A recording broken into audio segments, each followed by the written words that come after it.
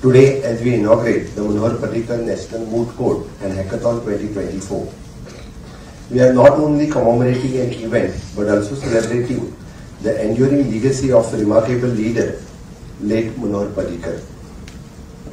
His profound commitment to the legal field and his exemplary academic foundation continue to become an inspiration for all of us.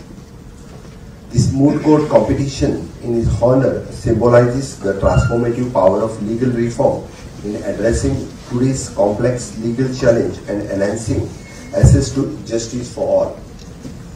Manohar Parrikar's vision was clear. He believed in the strength of law as a tool for the social transformation and upliftment. This competition and hackathon mirror has ideals and underline the importance of innovations in a legal and policy foundation.